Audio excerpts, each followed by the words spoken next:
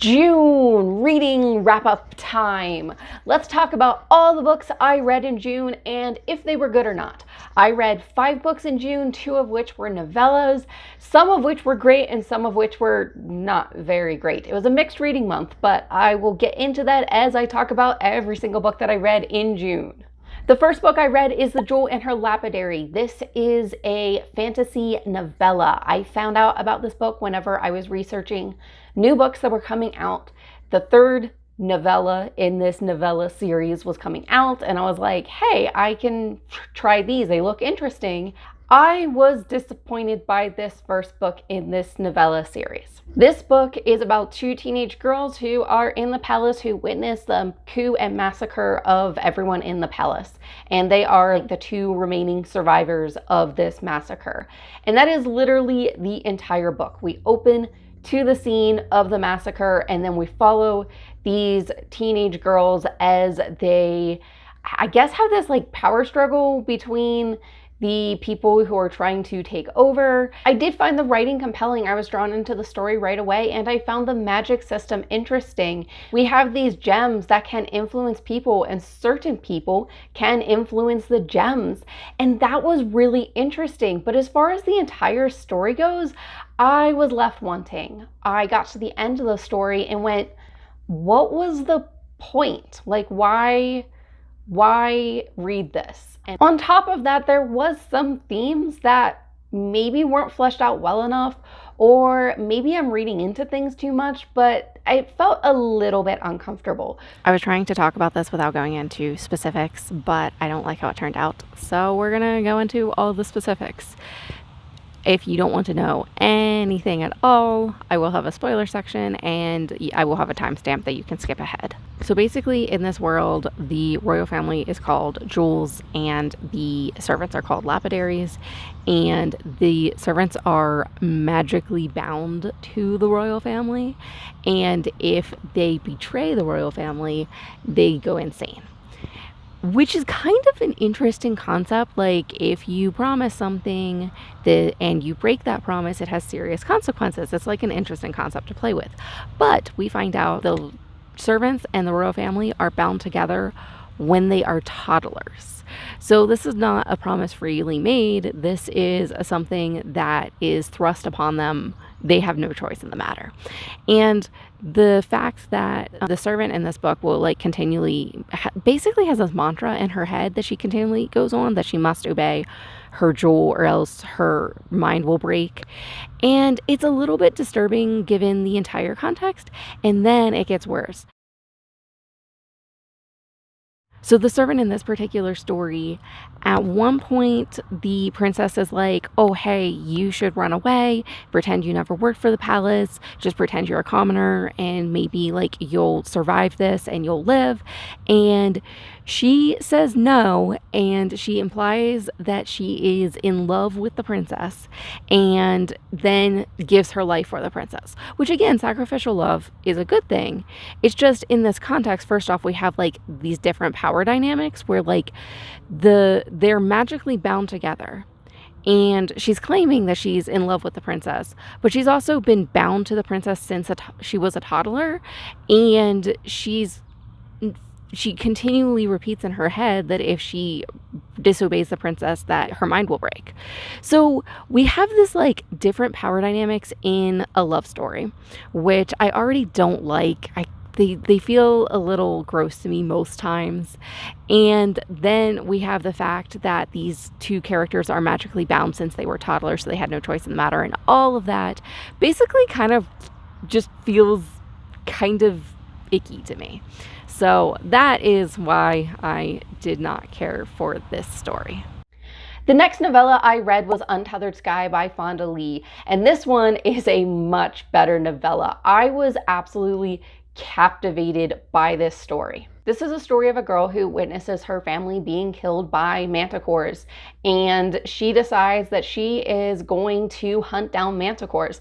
And the people who hunt down manticores do so with the help of rocks, which are other birds. So they become rokers, which are trainers of these rocks, and they take these rocks out to hunt manticore. Obviously, our protagonist has very good reason that she wants to hunt manticore. She literally saw her family die at the hands of manticore. This story has so many beautiful and well-explored themes, obviously, of grief and belonging and family and home. That's the inciting incident of this entire story. But as we go on, we get to see more themes explored in this story. We have our protagonist, who is a trainer, a rooker, a trainer of these rocks. And while she has basically an animal companion, a rock companion, this is not like your typical fantasy animal companions. A lot of fantasy animal companions end up feeling like somewhat humanoid, or at least extensions of the character. And this felt like the rock that our protagonist was connected to. There was definitely this bond and this connection, but it also felt like a very individual creature and a wild creature. And it was interesting to see the interplay of humanity's place in nature, tension between wanting to control things versus letting nature do its own thing. And this was a really beautiful, well-told novella. I have seen people say that they wish this was a full-length novel instead of just a novella, and I have a hard time saying that because I've read too many novels that I go, this could have been cut down, this had a lot of unnecessary scenes in it. So if a short number of pages is all that is needed to tell this story, then I think this did an excellent job. Of course, I would love to read more in this world, but I don't want it bloated to the point that I felt like the story was just trying to fill page counts. So I feel like this novella did a very excellent job at accomplishing the story that it was trying to tell, and I am very interested in reading more books by Fonda Lee. The next book I read was Inkblood Sister Scribe, and this is a whole mishmash of a bunch of genres. This is a fantasy, but it's also a contemporary and a mystery thriller and magical realism, literary fiction, a family drama, and I loved reading this book. This is about several characters who have inherited a magical library, and they are learning more about their inheritance of the library and mysteries about the library that they did not know. And there's an underground organization, or a shadowy organization, trying to claim books in the library and use the magic of these books for themselves. And this was a beautiful, wild, intense ride to go along, to journey with these characters as they're trying to figure out the mystery and guard their libraries and all of that. Absolutely loved reading this. I have an entire video review where I go much more in depth about this, so if you are interested in that, I will have that video linked in the description. The next book I read is The Great Bear, which is a middle grade portal fantasy. This is the second book in the Misawa saga. So this is about two indigenous children who are in the foster care system, and they find a portal to a world that is full of their tribe's legends. I read the first book in this series last year and I really enjoyed it. I think that book just hit me at the right time and it became one of my favorite books, and I was really excited to dive into this one. Before I dove into this one, I did reread the first one and it didn't hold up quite as strongly as I expected it to. And then I dived into this one and this one was disappointing for me. The biggest disappointment of this book for me is I was much more interested in what was going on in the storyline and in our characters' lives in our world than I was what was going on in the storyline and in our characters' lives in Misawa. But our characters just want to spend their entire time in Misawa and they don't want to spend time in the real world. It's disappointing that I could not also be along the ride with the characters going, yes, I just want to get back to Misawa, because I was actually interested in what was going on in our world. On top of that, our main character drops pop culture references all the time.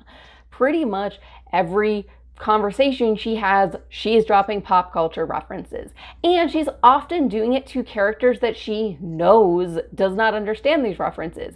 And we have entire paragraphs of her trying to explain pop culture references to creatures in another world. That just was not interesting for me. I feel like this book could have been good. This has a lot of interesting ideas, but I didn't feel like any of them were really fleshed out and explored. And on top of that, this does have a cliffhanger ending. And I really feel like this book was set up for what is to come and not really a well fleshed out story of its own. And maybe that means I should read the next book, but honestly, this book does give me pause about continuing the series. And at this point, I'm not really sure how interested I am in continuing on with this series. And the last book I read was Empire of Ivory, which is the 4th book in the Temeraire series. This is a series I am currently rereading, and I'm reading it together with people on my Discord, and I am having an absolute blast rereading this story. This is a historical fantasy set during the Napoleonic Wars. We have our protagonist, who is a captain of a ship, who accidentally becomes a dragon rider, and he now has to join the Dragon Air Force. And it is so much fun to see what our world could have looked like with dragons. The best part of this series is the relationship between our protagonist Lawrence and his dragon Temeraire. They are very loyal to each other and willing to do anything for each other, but at the same time, they challenge each other and challenge each other's worldview and how they see the world around them. And I just love getting to see this really personal friendship between these characters, and that is the heart and core of this story. Because of that, I almost want to call this series cozy fantasy, because the friendship is the biggest part. But there's a lot of action in these stories as well.